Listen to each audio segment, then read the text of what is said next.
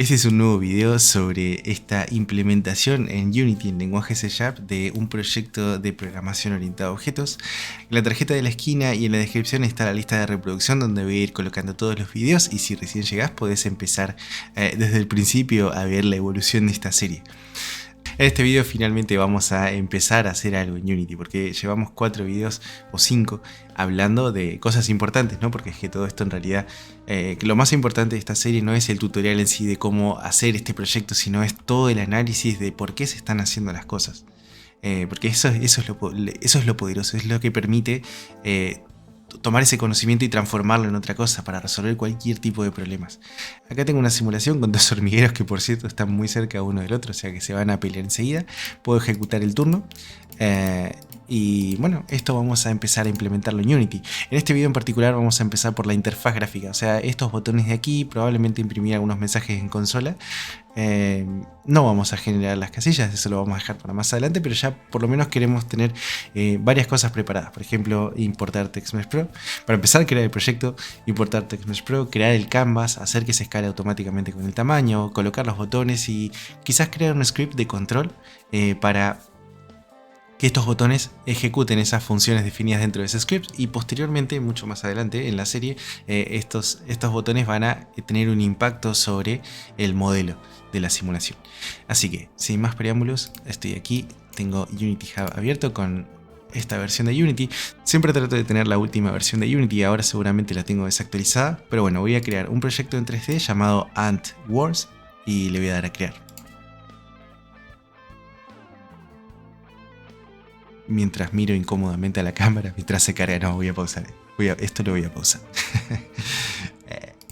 ¿Saben qué? Mientras esto se carga, vamos a repasar lo que hay que hacer con la interfaz gráfica, porque acá en la consigna del proyecto nos lo dice. Tenemos por aquí, al final en la simulación, este mundo se rige por turnos. Aquí no. Atacando una colonia. Estoy seguro que lo vi. O sea, tiene que estar. Interfaz visual para visualizar el mundo y sus elementos. A definir. ¡Hostia! Hubiese jurado que estaba aquí. Pero bueno, aquí en el planteo del problema lo incluí. Consideraciones para la interfaz gráfica: debe consistir en una representación del mundo con sus elementos, en la que se debe poder visualizar el movimiento de las hormigas. Debe contener, esta es la parte que nos importa, debe contener botones para iniciar todo el proceso de simulación, es decir, crear un mundo con determinado tamaño. Ejecutar el turno. Simular automáticamente, pasar la simulación automática y cerrar. Así que ahora que el proyecto ya abrió, vamos a comenzar creando un canvas. Haciendo clic derecho aquí en la jerarquía, vamos a la parte de interfaz gráfica y creamos un canvas. Esto nos va a hacer aparecer el canvas, pero también nos va a hacer aparecer este objeto llamado Event System, que hay que tener cuidado porque a veces se elimina, y si este objeto se elimina, los botones ya no te dan más bolilla. Uno pulsa los botones y no responden porque no hay como un sistema de detección del clic sobre esos botones. Bueno, un detalle a tener en cuenta. En el canvas, en el inspector del canvas, vamos a setear este componente escalador de canvas en el modo Scale with Screen Size, tomando como resolución de referencia 1920 x 1080, porque es la resolución que tengo actualmente. A mí me gusta trabajar con estas ventanas así partidas, por un lado la ventana escena, por otro lado la ventana juego. La resolución de esta ventana juego la voy a setear en Full HD, 1920 x 1080, y de esta manera ya tengo aquí preparado lo que sería como emular un monitor que tiene esta resolución, ¿no? Entonces, de esta manera vamos a poder empezar a trabajar en la interfaz gráfica y tener una buena idea de cómo se va a ver el resultado final. Otra cosa que vamos a hacer es aquí en el GameObject cámara, esta variable clearFlags vamos a ponerla en solid color y vamos a ponerla en un color así medio clarito, celeste. Imagínense, viendo un poco al futuro, me imagino aquí unos casilleros quizás de algún color, modelos 3D de casilleros, ¿no? Y una escena que sea como de un color uniforme. Tal vez pueda tener un estilo low poly. Pero bueno, vamos a trabajar en la interfaz gráfica. Hagamos clic derecho aquí y agreguemos un título. Por ejemplo, en la parte de interfaz gráfica vamos a añadir este componente TextMesh Pro. Acá nos va a pedir que importemos, como es la primera vez en este proyecto que estamos utilizando TextMesh Pro, nos va a pedir que importemos lo necesario para poder utilizarlo. Le voy a dar clic aquí y ya tendríamos esto configurado. Vamos a ponerle el título aquí, Ant Wars. Vamos a poner un tamaño de, no sé, 500 por 100 tal vez. Vamos a colocarlo en la esquina superior derecha, haciendo aquí, colocando el anchor en la esquina superior derecha y poniendo la posición 0, 0 para ahí. Este pivote vamos a ponerlo en 0. Vamos a volver a esta posición a 0. Y esta variable i vamos a ponerla en 1 y vamos a volver a resetear la posición en i. Y de esta manera, habiendo configurado esto, el título nos queda exactamente en la esquina. Lo que podemos hacer es ponerle un pequeño offset, por ejemplo de 50 píxeles horizontal y 50 píxeles vertical. Para poder hacer eso necesito ponerle aquí un signo menos. Pero bueno, con esto, por ejemplo, aquí ya tendríamos el título de nuestro programa. Tal vez un poco más grande. And worse. Luego lo vamos a mejorar. Desde el minuto 0 podríamos empezar a colocar buenos nombres para cada uno de los objetos, así como vamos a tener que hacerlo para los scripts. Aquí quizás podemos ponerle title. Lo siguiente que vamos a hacer es definir aquí una lista de botones. Vamos a colocar esos botones uno debajo del otro, por lo tanto tal vez podríamos utilizar un componente que nos los acomode uno abajo del otro automáticamente sin que nosotros tengamos que posicionarlos manualmente. Entonces para eso lo que voy a hacer es crear un objeto vacío aquí en el canvas. Vamos a ponerle un componente llamado Vertical Layout Group, que este componente lo que va a hacer es a los hijos que estén colocados aquí los vamos a colocar uno abajo del otro. Y aquí vamos a hacer clic derecho y vamos a crear un botón. Este va a ser el botón quizás Start. Vamos a ponerle aquí Start. Tal vez hacerlo un poquito más alto. El texto en negrita. El botón quizás queda un poco más estético con el fondo negro y el texto blanco. Esto no lo sé. Pero bueno, aquí tendríamos un botón que podemos utilizar para iniciar el juego. De hecho, vamos a ponerle este nombre, Iniciar Mundo. Vamos a hacer esto un poquito más grande. Tal vez de 250 por 75. Y fíjense ahora qué pasa si... Acá este objeto es el objeto que tiene asignado el componente Vertical Layout. Podríamos ponerle Vertical Layout. Tal vez botones. Principales Vertical Layout. Entonces, si nosotros duplicamos este hijo, fíjense lo que pasa. Los objetos se van acomodando automáticamente uno abajo del otro.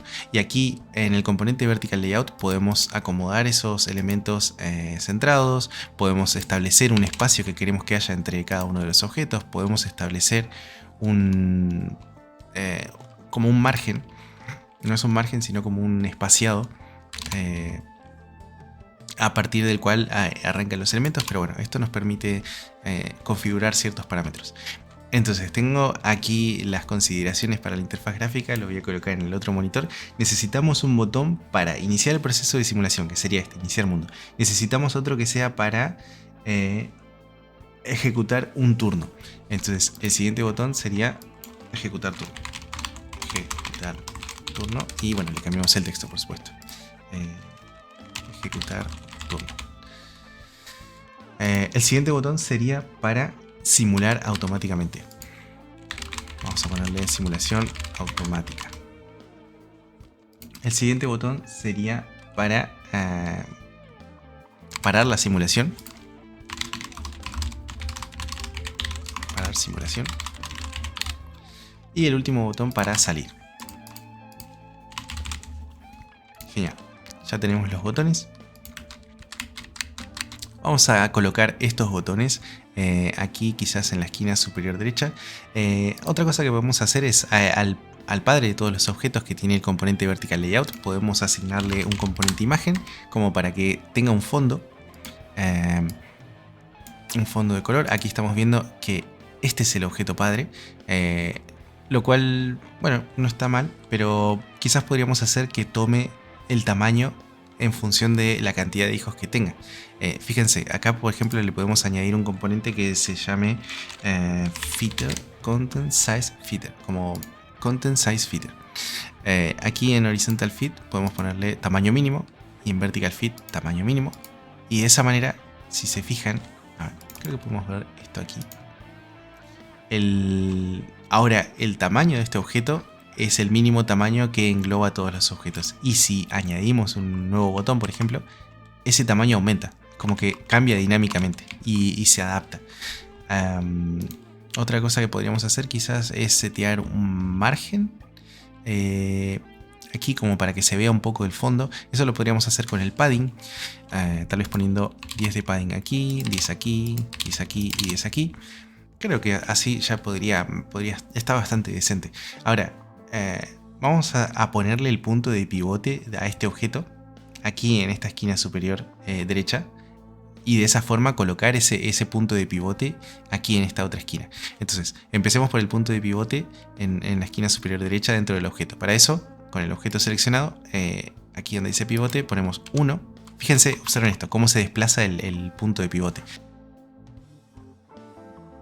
Si pongo 1 aquí y 1 aquí.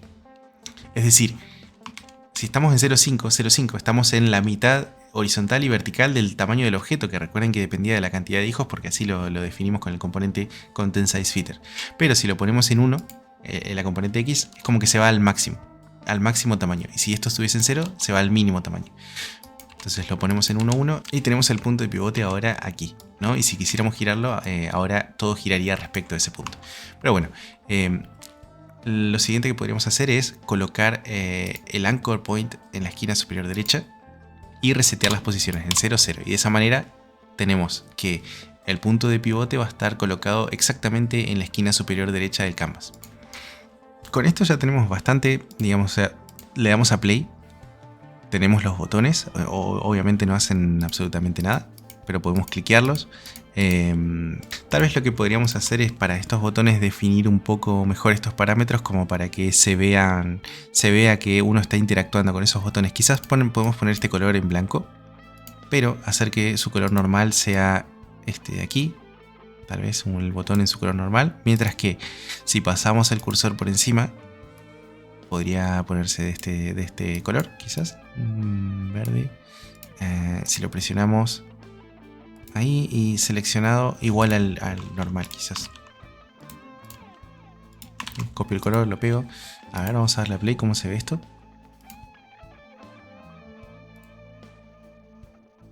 Hacemos clic, se pone en blanco. No está muy lindo ese blanco, pero bueno, por lo menos ahora tenemos feedback, ¿no? de los botones, y si los pulsamos pasa algo, ¿no? Como que estamos viendo que lo pulsamos. Pero bueno, el video ya se hizo bastante largo, lo vamos a dejar acá, y en el siguiente video lo que vamos a hacer es crear un script que se encargue de recibir la orden, la instrucción de estos botones y imprimir mensajes en consola, y con eso ya tendríamos preparada la interfaz gráfica para empezar a testear. No lo hago en este video porque ya se hizo bastante largo, así que dejo el siguiente video en la pantalla final y nos vemos en la próxima. Hasta luego.